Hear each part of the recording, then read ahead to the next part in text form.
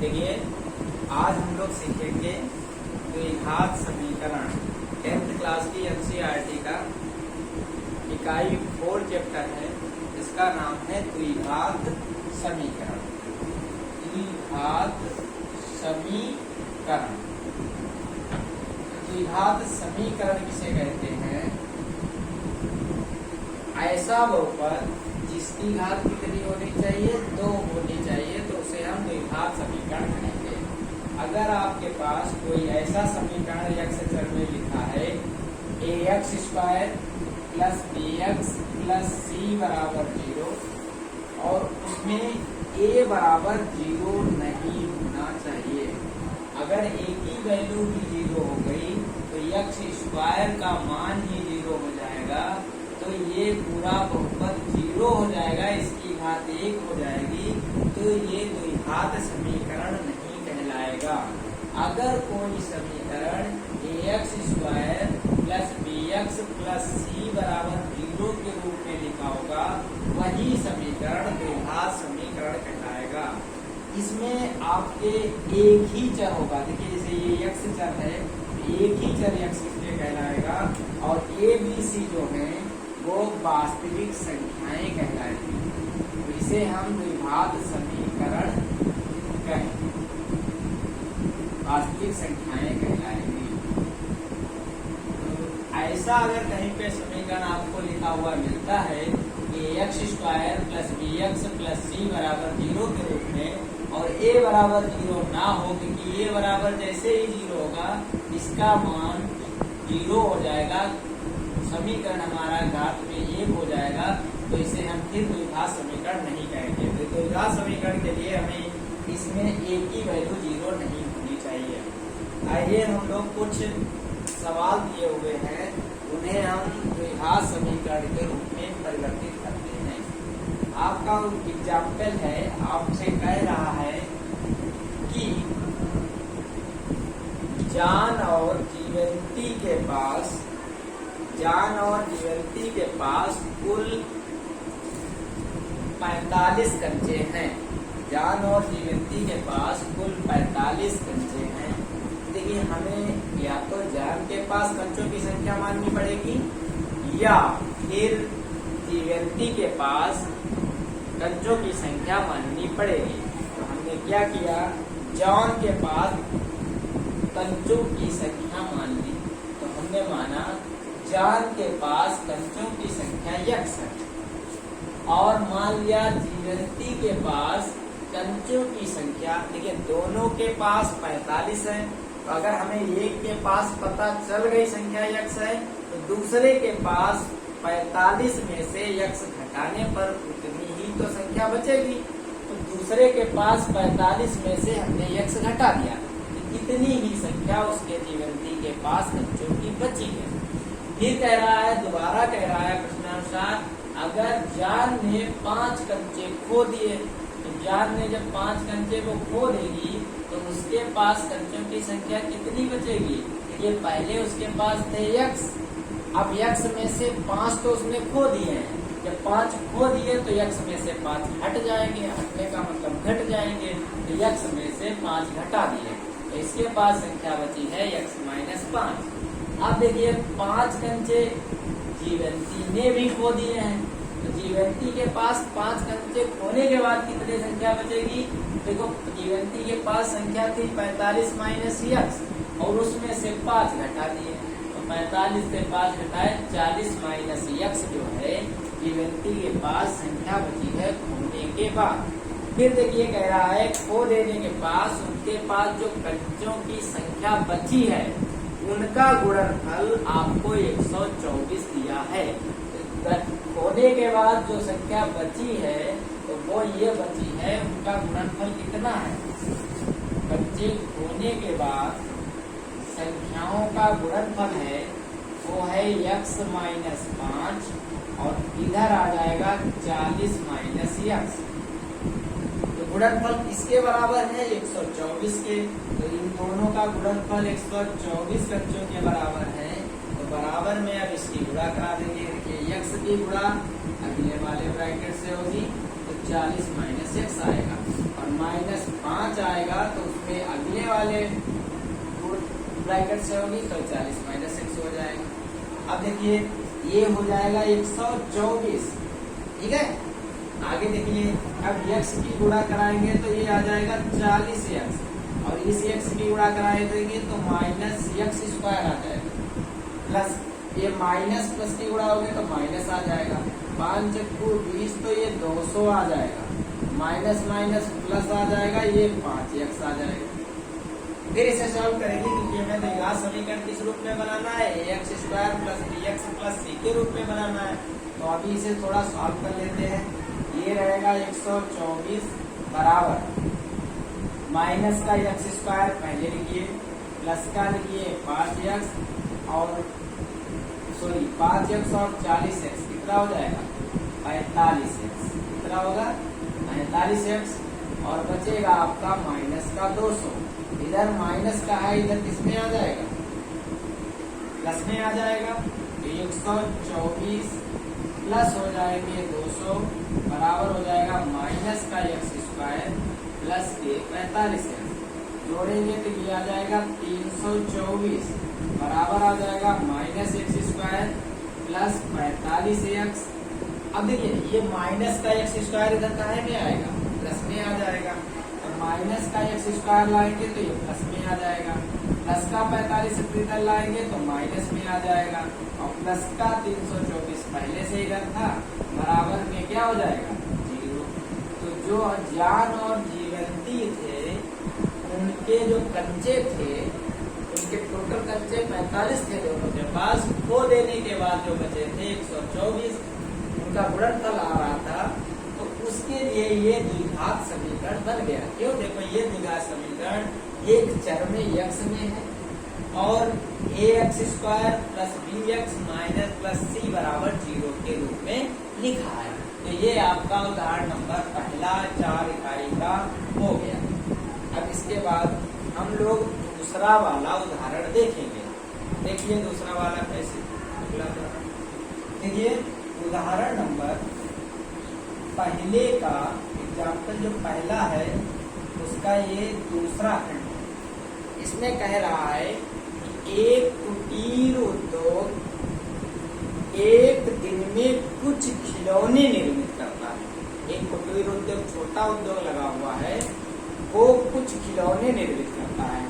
प्रत्येक खिलौने का मूल्य 55 रुपए में से एक दिन में निर्माण किए गए खिलौने की संख्या को घटाने से प्राप्त संख्या के बराबर है। मतलब 55 रुपए अगर खिलौने की संख्या से घटाने के बराबर है तो किसी एक दिन कुल निर्माण की लागत जो है वो 750 रुपए थी। तो उस दिन निर्माण किए गए खिलौनों की संख्या बताइए। तो उस दिन निर्मित हमें मानना पड़ेगा, पता नहीं कितने खिलौने निर्मित किए गए, और जो लागत थी तो उनमें से 55 रुपए में से वो संख्या घटाने पर उसकी लागत थी। तो ऐसा करते हैं हम उस दिन निर्मित खिलौने की संख्या को क्या करते हैं, मान लेते हैं। माना उस दिन निर्मित खिलौनों की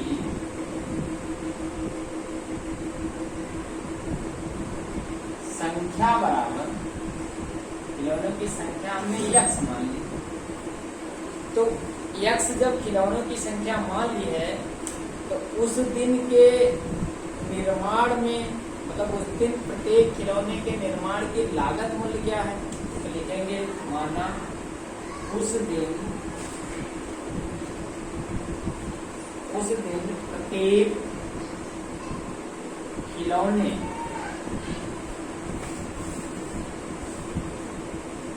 के निर्माण का लागत मूल्य, मतलब प्रत्येक खिलौना कितने रुपए में, कहने का मतलब 55 रुपए में से जितने खिलौनों की संख्या उस दिन निर्माण हुई है उसे घटाने पर उतने रुपए से पड़ रहे हैं।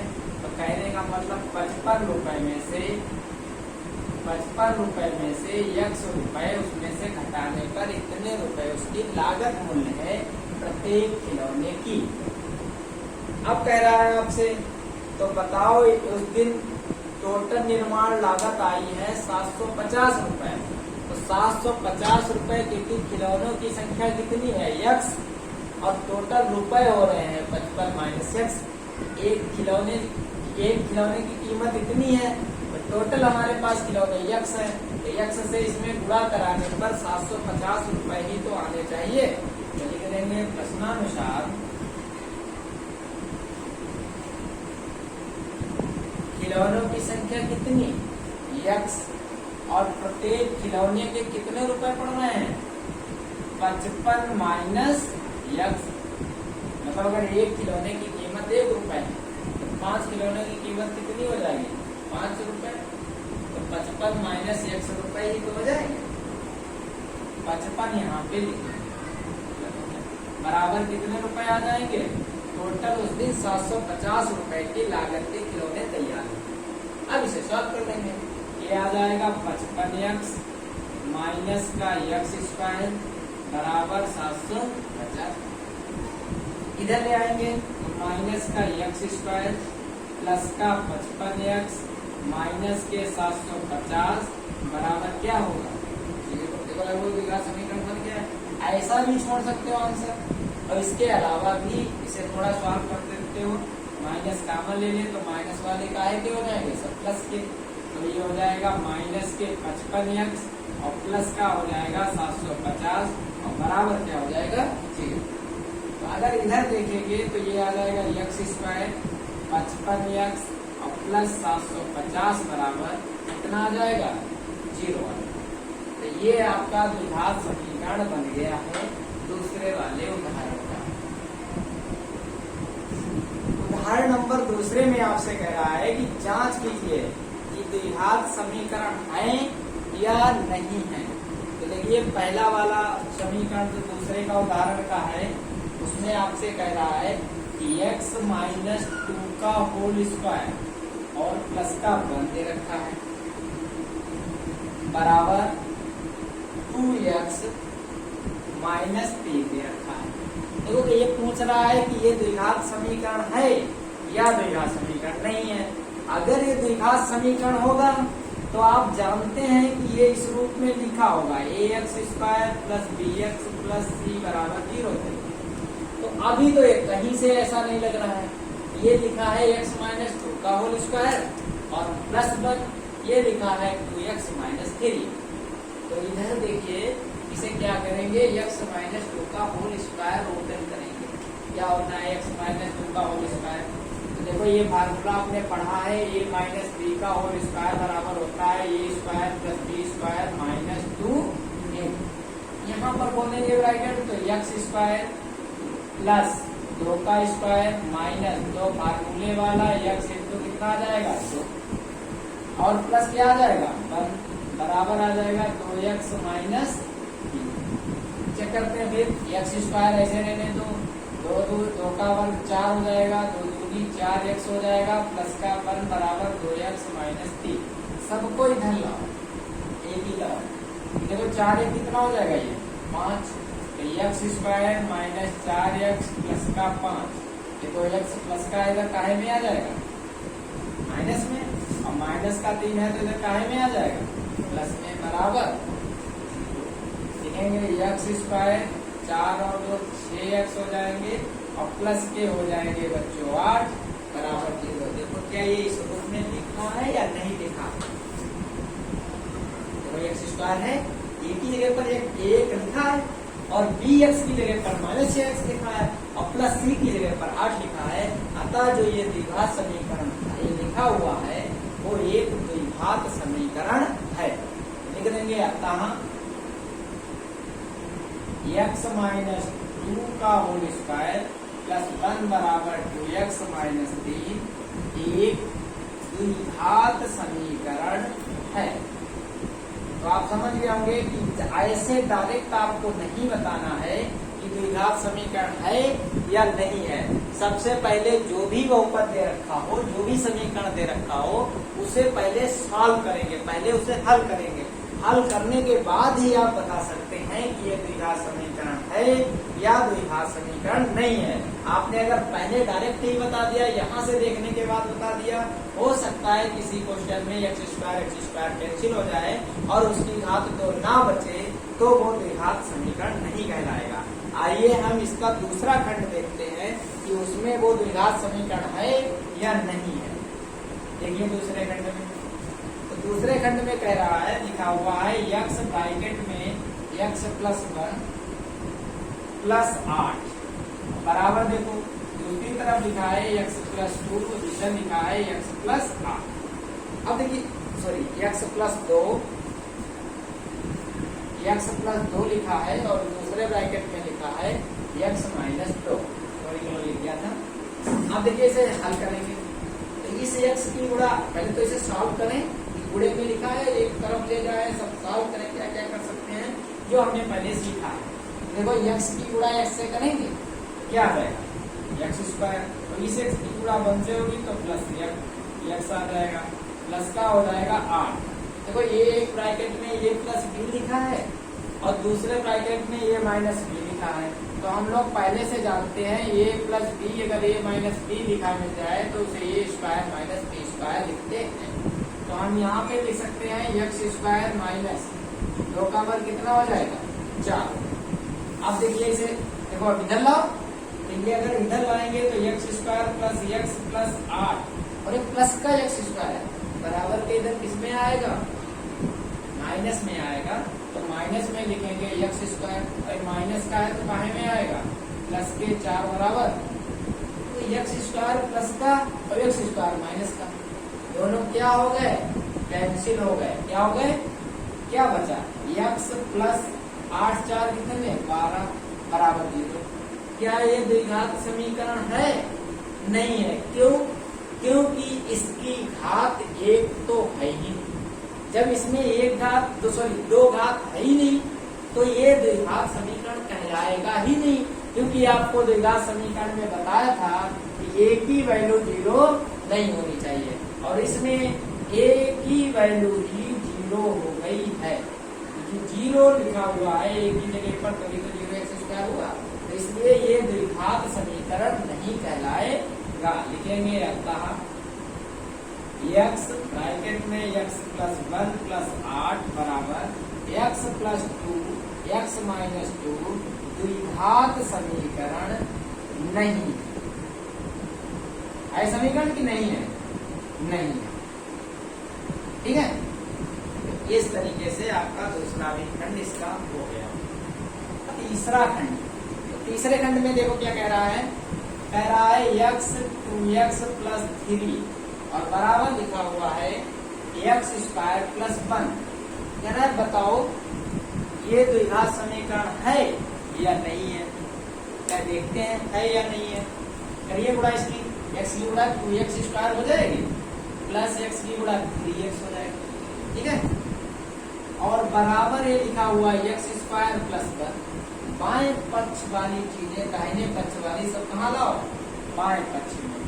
2x² + 3x - x² - 1 बराबर क्या, 2x² से एक x² जाएगा तो कितना बचेगा, सिर्फ x² बचेगा, और प्लस का 3x ऐसे ही रहेगा, -1 बराबर 0। बोलो ये द्विघात समीकरण है या नहीं है। इसमें a की वैल्यू 0 तो नहीं है, नहीं है। तो लिख सकते हैं अतः x² + 3x, अतः x 2x + 3 बराबर x² + 1 एक द्विघात समीकरण है। इसी का एक और खंड चौथा बचा है और आपके सारे उदाहरण कंप्लीट हो जाएंगे।